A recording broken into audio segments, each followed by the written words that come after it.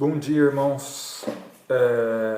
Ontem nós fizemos a live, né, do Pinga Fogo, perguntas e respostas, e foram respondidas várias respostas, várias perguntas, né, e ficaram algumas para trás, né, e como eu havia comentado com vocês ontem, eu peguei as questões que ficaram faltando e vou fazer esse vídeo agora aqui respondendo todas as questões, tá? E inclusive ontem foi me perguntado a respeito da mensagem psicografada informando a data final da pandemia, né? E eu, como não havia ouvido ainda a mensagem, eu não tinha elementos para poder estar analisando melhor. Mas hoje pela manhã eu já vi a mensagem e agora eu vou também estar comentando com ela ao final das respostas aqui das perguntas, tá? Uma outra coisa, esse vídeo eu vou colocar na página do Facebook do GAEFA, tá? Como está já o vídeo da live de ontem, né? E na nossa página no nosso canal do YouTube, né? Ontem eu já postei no canal do YouTube, que é Gaefa Espírita, né? Eu já postei a live de ontem com o título Reunião Online do Gaefa, Perguntas e Respostas, parte 1. Por quê? Porque esse vídeo aqui será a parte 2, tá bom? Então vamos iniciar aqui com as perguntas que ficaram para trás, e eu convido a todos vocês que estiveram conosco ontem e não tiveram as perguntas respondidas, que agora é o momento que eu irei estar respondendo, tá? Lembrando que terça-feira da semana que vem teremos a nossa reunião online normal, né? Ou seja, a palestra. E quinta-feira da semana que vem teremos novamente perguntas e respostas, tá bom? Então vamos lá. A primeira questão que ficou sem ser respondida: existe a possibilidade de termos um mentor espiritual que esteja encarnado? Não. Por quê? O mentor espiritual, ou anjo da guarda, ou guia, como queiram chamar, cada espírito tem um, tá?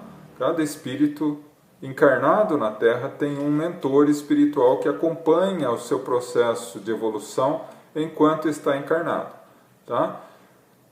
Sempre é um espírito muito mais evoluído do que a gente, tá? E ele nos acompanha do momento da nossa preparação para encarnar, né, ajudando inclusive a gente escolher o tipo de vida que a gente vai ter quando encarna, acompanha todo o processo de ligação do espírito ao corpo físico através do processo de fecundação, a gestação, toda a fase da infância ele nos acompanha, e como o processo de encarnação é um processo gradual que se completa definitivamente aos 7 anos, até os 6, 7 anos de idade, esse mentor espiritual está mais presente ao nosso lado, quase que 24 horas por dia. A gente poderia colocar até como regime de plantão, né?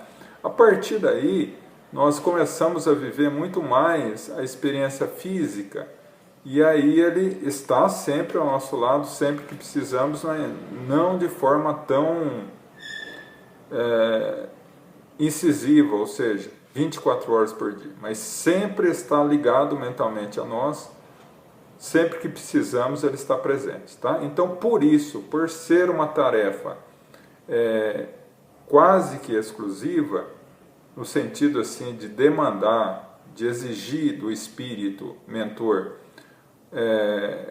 uma entrega muito grande, afinal de contas ele está nos auxiliando na direção da nossa existência física, ele necessita estar desencarnado, né? Ele, ao encarnar, ele passa, como todos nós passamos, por um processo de esquecimento e ligação à matéria, o que impediria ele de se tornar um espírito, mentor espiritual de um outro espírito, tá? Mas pode servir como orientador, como um auxiliar nosso no processo de encarnação. Quando ele está encarnado, ele pode nos auxiliar nesse processo como um amigo, como um companheiro, como um familiar, enfim, tá bom?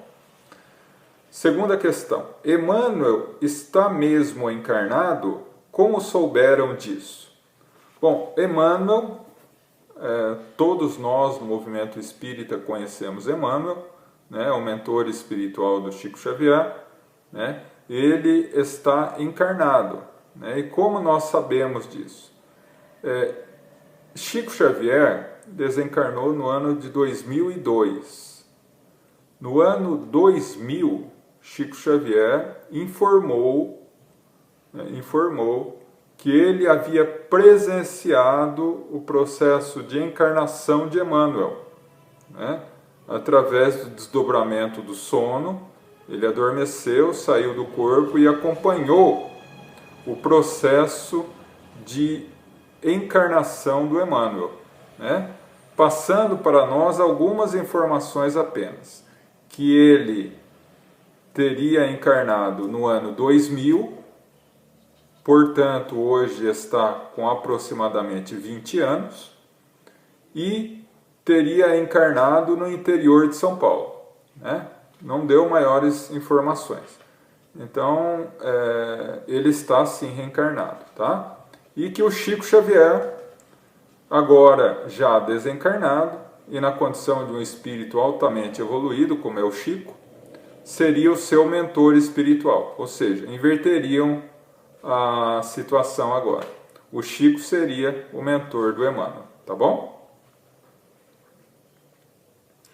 O tratamento do perispírito de um ser recém-desencarnado é semelhante ao mundo dos encarnados? Ou seja, quando nós estamos encarnados, nós estamos ligados ao corpo físico. Então, o tratamento é corpo físico, medicina tradicional, corpo espiritual, através das emoções, dos sentimentos, através da psicologia, através da terapêutica integrativa, né? Através da busca interior de mudança íntima dos sentimentos negativos, né? Então, há um tratamento médico nesse sentido enquanto estamos encarnados. Quando a gente desencarna, a gente já não tem o corpo físico, mas a gente mantém o corpo espiritual, ou perispírito.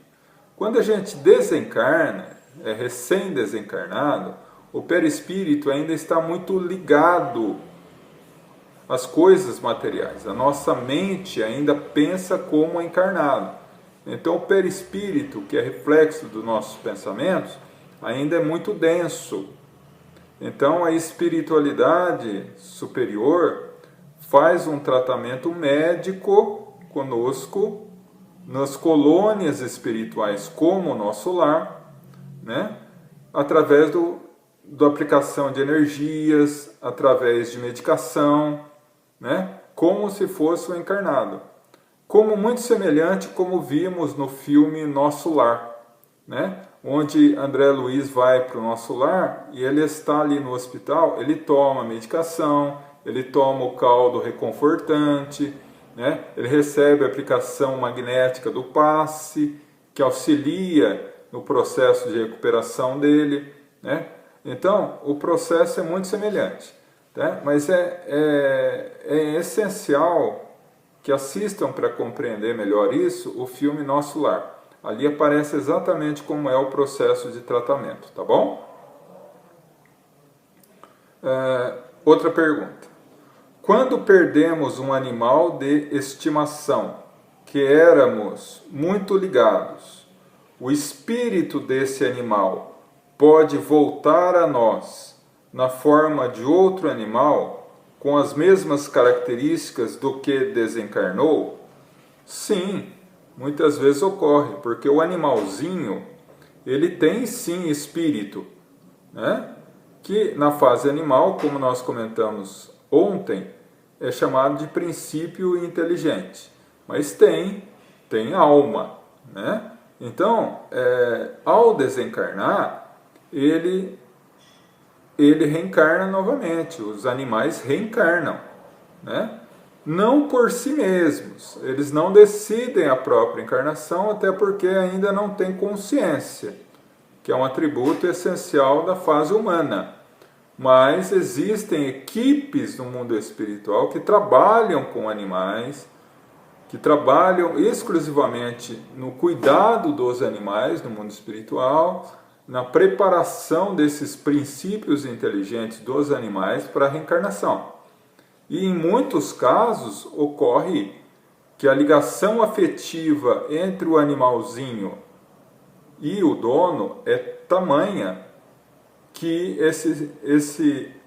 essa alma, entre aspas, do animal reencarna e a espiritualidade superior permite que esse animal retorne ao dono, naturalmente num outro corpo, né? De um outro animalzinho, tá bom? Estou passando por quimioterapia novamente. Isso é uma prova ou uma expiação? Bom, a quimioterapia é um processo extremamente delicado, né? É difícil no caso do câncer, e provavelmente nesse caso aqui houve uma retomada do câncer, né? E aí a necessidade de fazer novamente o tratamento de quimioterapia. E como entender isso, né? A pessoa passa por um processo de quimioterapia, se cura e depois acaba retornando, né? É uma prova ou uma expiação? A gente precisa entender muito bem essa definição. Expiação é algo que a gente pede para passar no nosso plano encarnatório para reparar, não para ser punido, não para ser castigado, mas para reparar algo equivocado que nós fizemos e que nos pesa na consciência. Então, a expiação é aquela situação que a gente passa, que por mais que a gente faça, não consegue se desvencilhar dela, né? Então, a gente passa por determinadas situações na vida que são expiações, ou seja, remédios amargos que nos auxiliam a limpar a nossa consciência de equívocos que a gente mesmo cometeu, através da lei muito simples de causa e efeito. Toda ação, toda causa corresponde a um efeito.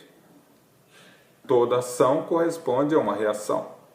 Se nós nos equivocamos, a nossa consciência, que é Deus preso em nós, né, a lei divina presa em nós, como diz o Livro dos Espíritos, ela nos cobra, né? E nós pedimos no mundo espiritual para reparar essa situação. E muitas vezes essa situação vem através da expiação. A prova tem uma outra característica. A prova não é uma dificuldade que nós passamos, não para reparar algo do passado ou reequilibrar a nossa consciência culpada. Não, nós passamos por determinadas situações na vida que nos trazem muitas vezes dor, que nos trazem dificuldade, mas tem uma característica de acelerar o nosso processo de evolução, né? Então, há uma diferença essencial aí entre expiação e prova, né? No caso específico aqui da quimioterapia, pela segunda vez, né, poderia ser um processo de expiação, ou seja, um remédio amargo necessário para que a pessoa espiritualmente se reharmonize com a sua consciência, né? Naturalmente que é muito difícil, quando a gente está encarnado, a gente perceber isso, né? Porque afinal de contas, passar por uma dor, por um sofrimento, nunca é fácil, né? Mas quando nós vemos pelo âmbito maior da espiritualidade, como vemos que somos espíritos imortais, estamos passando por uma fase na vida, por mais difícil que seja essa fase passará, a gente começa a compreender a dor, o sofrimento, a dificuldade como um remédio, que nos vai, a princípio, trazer muito incômodo, muita dificuldade, mas futuramente nos trará um benefício muito grande para o espírito, né?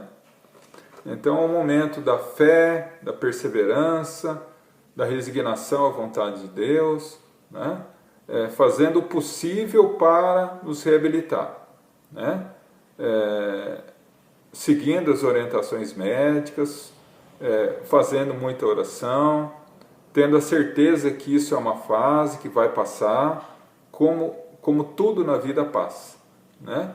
Mas entendendo essa fase difícil como uma oportunidade de reparar a nossa consciência que ainda de alguma forma está desarmonizada em algum ponto, tá bom? Mais uma pergunta. Quando encontramos com pessoas que nunca vimos, mas temos a certeza de que já conhecemos de algum lugar, será que é possível termos nos conhecido em vidas passadas? Sim, sim. Né? Por isso que existe aquela questão, nossa, eu gostei tanto daquela pessoa, ou nossa, meu santo não bateu com o dela. São tendências que nós trazemos do passado, né? Nós trazemos de existências anteriores sentimentos inconscientes em nós de sentirmos tranquilos, felizes, harmoniosos ao lado de alguém e sentirmos incomodados em relação a outra pessoa. Então, existem no livro Evangelho segundo o Espiritismo uma mensagem intitulada Parentela Corporal e Parentela Espiritual, né?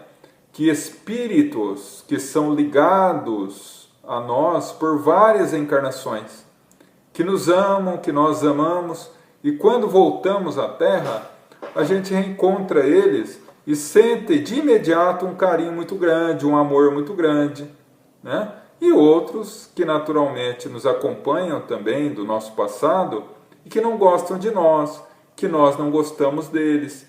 Quando nos encontramos, a gente sente uma certa repulsa, uma certa dificuldade, né? É isso, né? Então, nós não podemos esquecer que nós estamos em processo de evolução, que nós estamos encarnando na Terra há muitos, muitos e muitos séculos, né? Eu costumo colocar o seguinte, a ciência diz que o homem de Neandertal, que é o homem macaco, foi o primeiro ser humano na Terra, iniciou o processo na Terra há aproximadamente 500 mil anos antes de Cristo. Então, se nós estamos encarnando desde essa época, se fizermos uma conta rápida, nós já tivemos aproximadamente mais de 10 mil encarnações. E nessas 10 mil encarnações, a gente já aprendeu muita coisa, a gente já evoluiu muito, e a gente já teve muitas, milhares de amizades. E a gente tem pessoas, espíritos que não gostam de nós, como é natural. Então, nesse caso, é natural que quando nos reencontremos, ou a gente tem aquela sensação de alegria, de paz, de amor, ou aquela sensação de repulsa, de não posso confiar na pessoa, que é natural do processo evolutivo, né? O importante é que aproveitemos as amizades que temos agora, esses reencontros de amigos queridos, e os inimigos que nos encontram, que temos repulsa, orar por eles, tratar o melhor possível, né? Retribuir muitas vezes o mal com o bem que possamos fazer à pessoa, para que a gente possa transformar essa relação que no passado foi de ódio, de dor, em relação de amor e felicidade. Mas a pessoa continua. Quando vamos em algum lugar que nunca fomos, mas já sabemos os detalhes, como explicar isso? Naturalmente. Se nós já vivemos aproximadamente 10.000 encarnações, a gente já viveu em quase todas as partes do planeta. E a gente traz lembrança de muita coisa, inconscientemente. Então, em alguns casos, quando a gente se aproxima ou vai em algum lugar que a gente já esteve em outra encarnação e que nos foi importante, que nos marcou emocionalmente, essa lembrança vem inconsciente. A gente não sabe por quê. A gente tem certeza que já esteve ali, que já conhece o local, muitas vezes até os detalhes do local. É a nossa lembrança retornando um pouco. Tá? Então é perfeitamente natural. E é explicado pelo processo de reencarnação. Tá? Bom, vamos à próxima questão.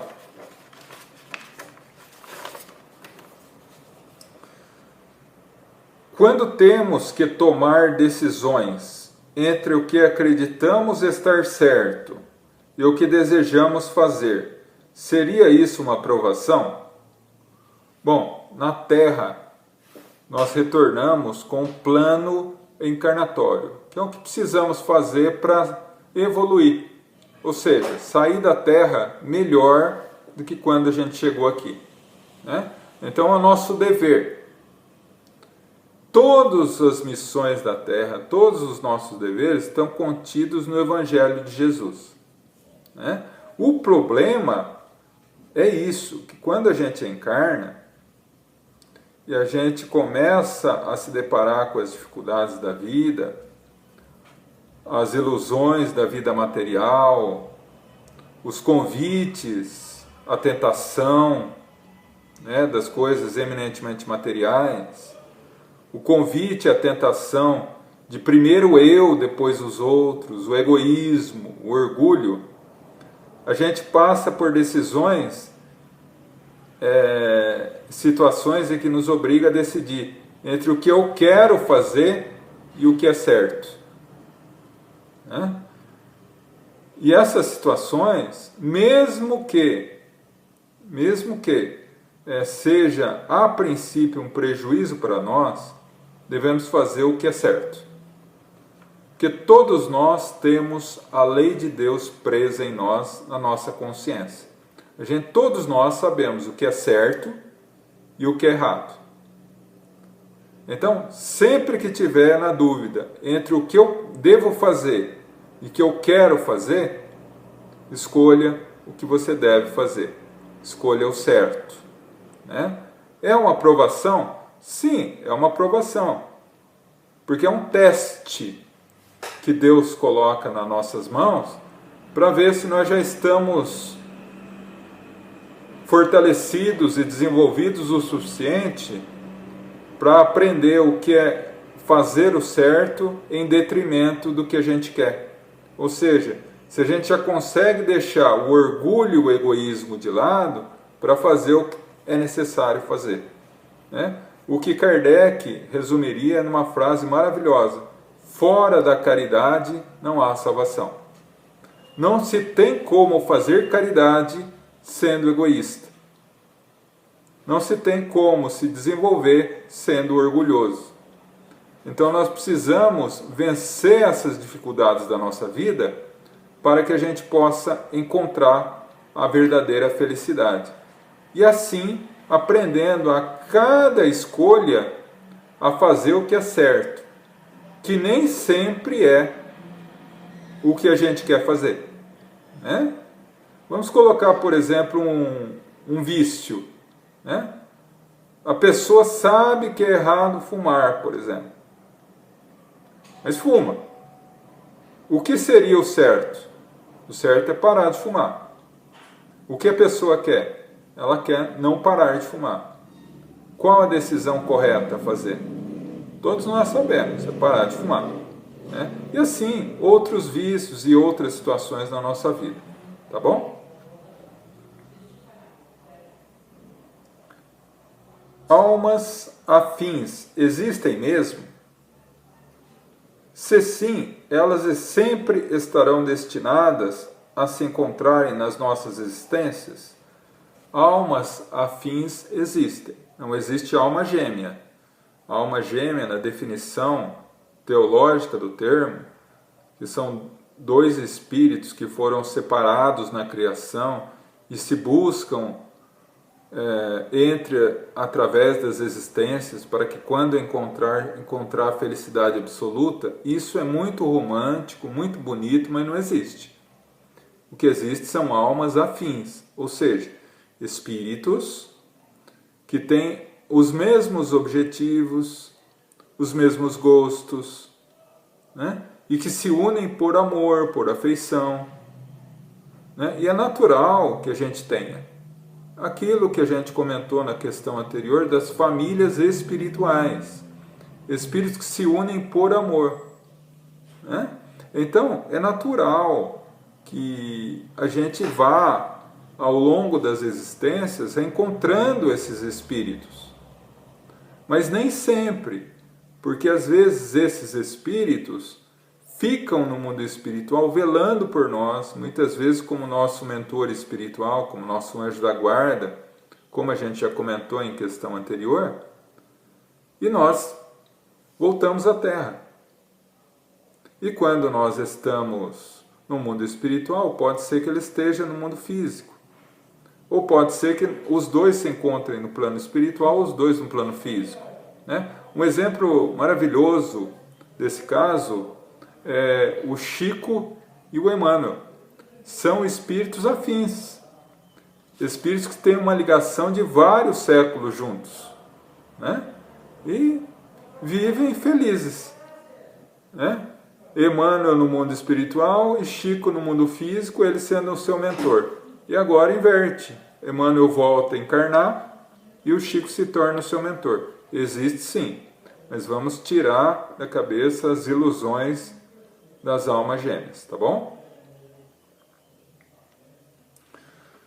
Como posso ter um maior entendimento no sentido de ver muitas injustiças, por exemplo, coisas ruins acontecendo quando estamos tentando andar no caminho de Deus? Bom, o entendimento para isso é a lei de reencarnação.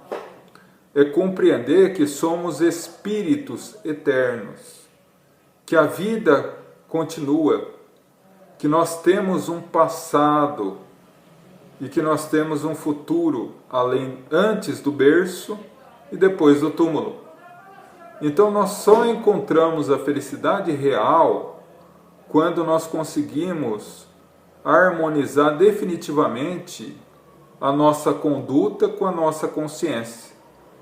E se hoje nós já somos vinculados ao bem, já seguimos o caminho de Deus, e é o caminho que Jesus nos orienta, né? No passado pode ser que ainda não fosse assim, e que nós temos ainda algumas dificuldades a reparar, algumas propostas a serem harmonizadas com a nossa consciência culpada, e aí naturalmente que geram as dificuldades, as dores, os sofrimentos, as coisas ruins, como você coloca aqui, né? Mas não como castigo de Deus, não como injustiça divina, mas como remédios amargos, que nos auxiliam no processo de evolução para sermos felizes. Ninguém consegue evoluir se não desatar os nós que nos prendem ao passado. Os nós do egoísmo, do orgulho, da inveja, da intolerância, das dificuldades que a gente fez no passado, né? Então, dessa forma, encontrar nas dificuldades do dia a dia meios abençoados de evoluir, né? É difícil, muito difícil encarar o sofrimento e a dificuldade dessa forma. Mas o próprio Jesus dizia: aquele que quiser vir após mim, negue-se a si mesmo, Empunhe a sua cruz e siga-me. Ou seja, cada qual de nós segue uma cruz. Jesus foi o único Espírito na Terra que encarnou e sofreu todas as dificuldades da vida física sem necessidade de sofrimento, sem necessidade de expiar, porque ele não tinha falta nenhuma, era puro. E por que ele passou por tudo isso? Para nos ensinar como encarar a dificuldade. Dizia Jesus: se fazem isso ao ramo verde, o que farão com o ramo seco? Ou mais adiante, ele diz: caminhe pela estrada estreita, que apesar de pedras e espinhos, é a única que leva à porta estreita da salvação. Ou seja, nós passaremos por dificuldades na terra, mas isso são sementes de luz no nosso caminho, que nos auxiliarão muito no mundo espiritual. Como Jesus mesmo dizia: no mundo tereis aflições, mas crê em Deus e crê também em mim. Eu venci o mundo, e eu não vos deixarei órfãos. Estarei convosco até a consumação dos séculos. Então, dessa forma, meu irmão, minha irmã, as dificuldades da vida são presentes abençoados para que a gente possa vencer definitivamente o homem velho que ainda insiste em viver dentro de nós, para que o homem novo, o discípulo fiel de Deus e de Jesus, siga adiante, né? Como diria o Chico Xavier: quando alguém me persegue, o problema é dele. Quando eu persigo, o problema é meu, né? Como os vícios estão interligados com o espírito? Ou isso é coisa da mente? Os vícios materiais e os vícios morais. Os vícios materiais, eles prejudicam a harmonia do organismo físico. E isso, como o perispírito, o espírito é ligado ao corpo físico, célula a célula, como eu falei ontem, no momento que começamos a prejudicar o corpo orgânico, isso tem reflexo no corpo espiritual, ou perispírito, porque ele é ligado ao corpo físico. Então isso começa a formar determinadas feridas no corpo espiritual, e que devem ser reparadas, que devem ser curadas. E essa cura se dá através da renovação íntima. Se o indivíduo tem um determinado vício material, ele parando com esse vício, modificando a estrutura do seu comportamento, da sua vida, o seu corpo físico começa a se recuperar, e o seu corpo espiritual também. E ele supera essa dificuldade. Vamos imaginar que não tenha tido tempo encarnado para reparar isso. Ele terá a oportunidade de uma nova existência reparar isso. Então esses vícios materiais, ele tem ligação sim com o mundo espiritual, com o corpo espiritual, né? E a mente é o patrimônio do espírito, ou seja, quando estamos vinculados a um determinado vício, a nossa mente, a nossa consciência, que sabe o que é certo e o que é errado, nos cobra, através da culpa, né, para que possamos reabilitar, para que possamos modificar. Agora, temos os vícios morais, que são muito mais profundos, muito mais difíceis, né, que é o vício de não perdoar, o vício de mentir, o vício de falar mal dos outros, o vício de ser egoísta, o vício de ser orgulhoso, o vício de ser maledicente, né? Esses são vícios também, que prejudicam o corpo espiritual diretamente. E como ele está ligado ao corpo físico, isso é vazado ao corpo físico e desestrutura o corpo físico. Então, por isso que aquele que, por exemplo, não consegue perdoar, ele tem uma dificuldade mental que é transferida para o corpo espiritual, o perispírito, que é vazada para o corpo físico. Então, muito provavelmente, ele vai adoecer. É só questão de tempo. Como reparar? Modificando a estrutura íntima do espírito. Nossa estrutura íntima. Modificando o comportamento. Eu tenho dificuldade de perdoar, eu começo a trabalhar esse perdão em mim. Eu tenho dificuldade em falar mal dos outros, me esforço por parar de falar mal dos outros. Eu percebo em mim o orgulho, eu começo a esforçar por ser humilde. E assim por diante. E naturalmente, a gente vai curando as nossas feridas de dentro para fora. Tá? E a última questão que ficou em aberto ontem é qual a visão espírita sobre a cremação do corpo. Na verdade, o corpo físico é uma ferramenta do espírito. Quando a gente desencarna, a gente deixa o corpo físico. Deixando o corpo físico, a gente já não tem mais ligação nenhuma com o corpo. Então, o que acontece com o cadáver, com o corpo físico, após a morte, não tem reflexo nenhum sobre o espírito. O espírito não sente mais o corpo físico, né, no processo de desligamento. Então, o processo de cremação, ou seja, queimar o corpo, não afeta em nada o espírito. Então, é uma prática que pode ser utilizada sem problema nenhum.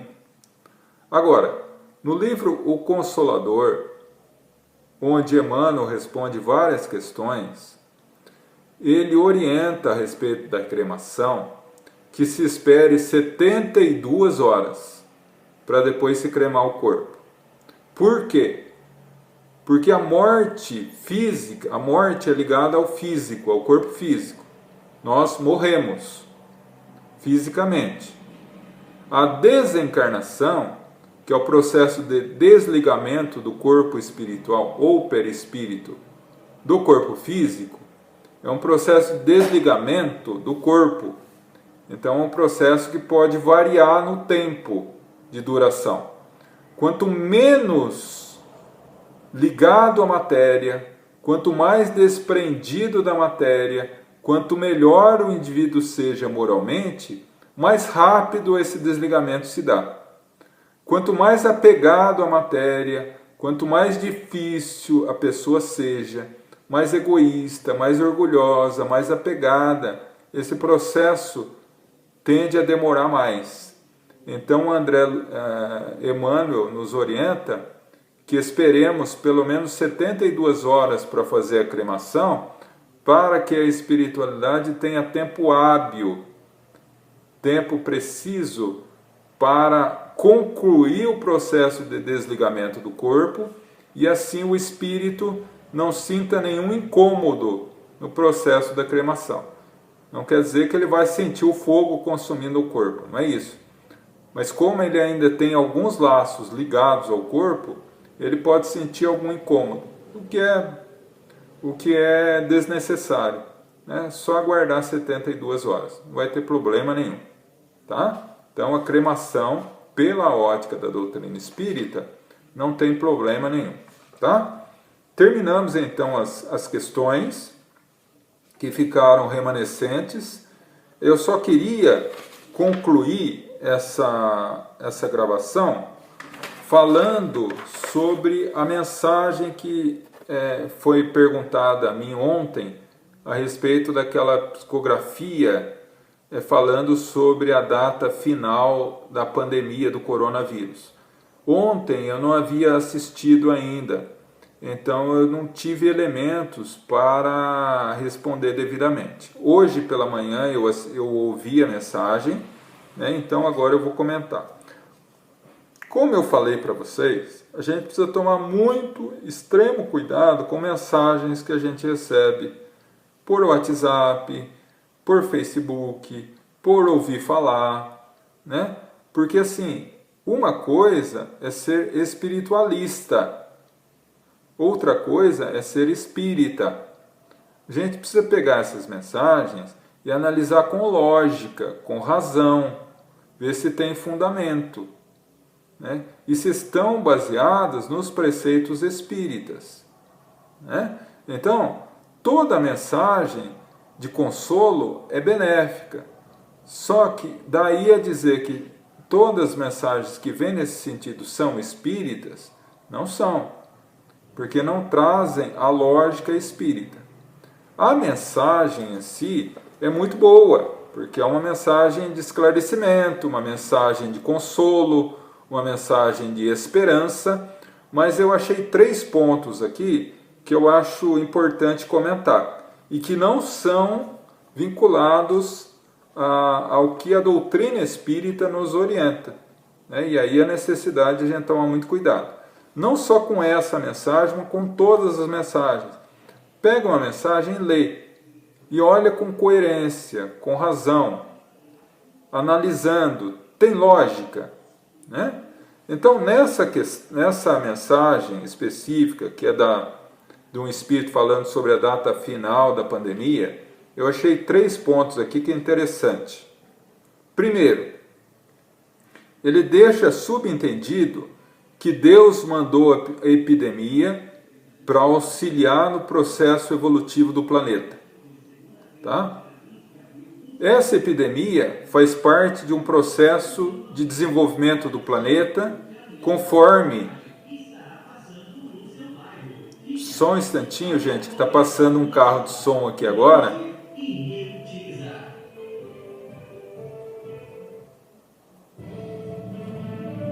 A gente já volta a comentar.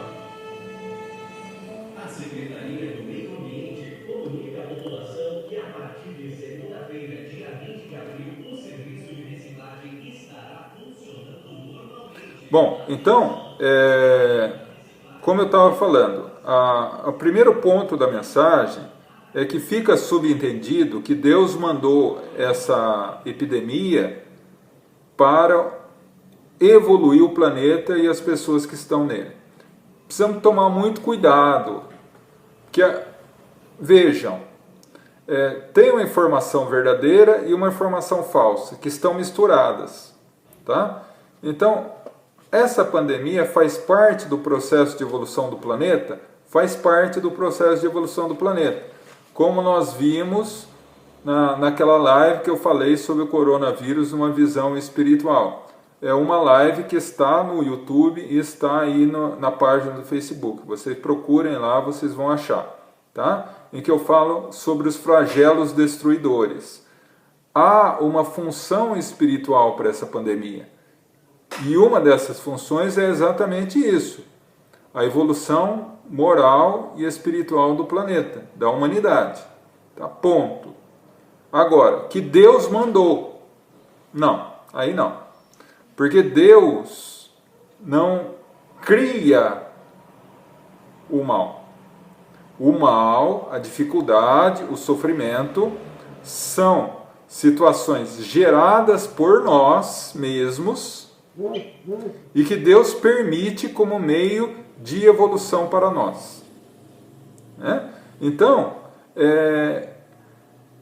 o que gerou essa pandemia não foi Deus.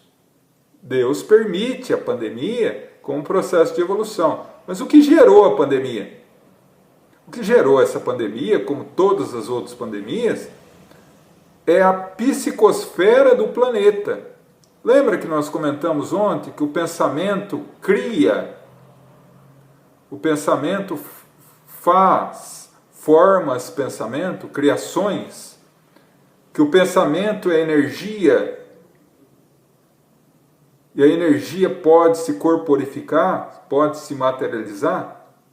Então, a psicosfera do planeta, que não é das melhores, está evoluindo, está melhorando, mas não é das melhores.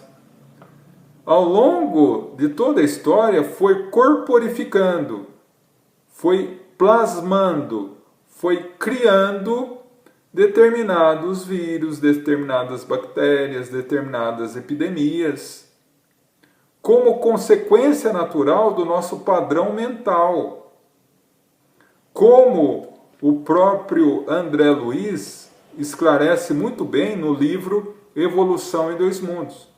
Então não é que Deus mandou a epidemia para evoluir o planeta, como a história da lenda bíblica de Noé e a Arca, em que Deus resolveu inundar o planeta e salvar os animais e a família de Noé. Não é isso, né?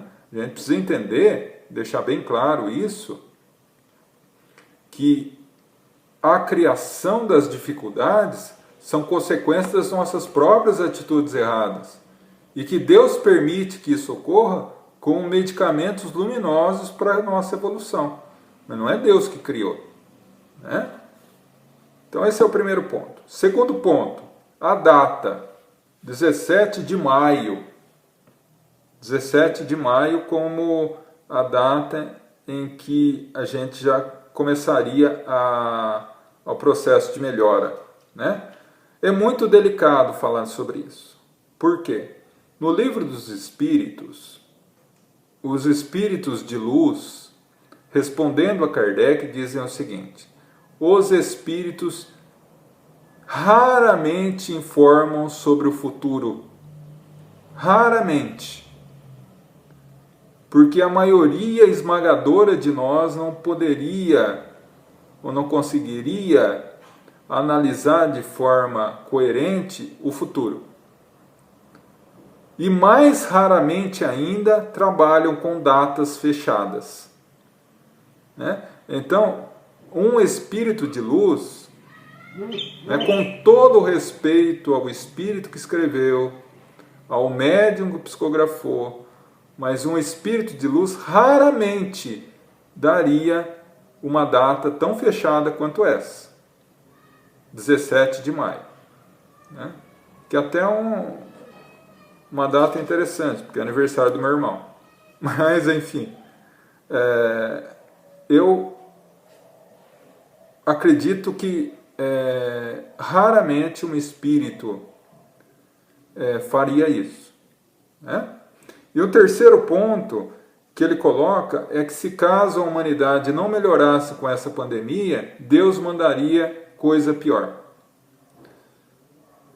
Voltando mais uma vez, os espíritos de luz raramente falam sobre o futuro, porque sabem que a humanidade não tem condições de analisar o futuro de forma proveitosa. Segundo, Deus não manda nada. Isso tudo é criação nossa.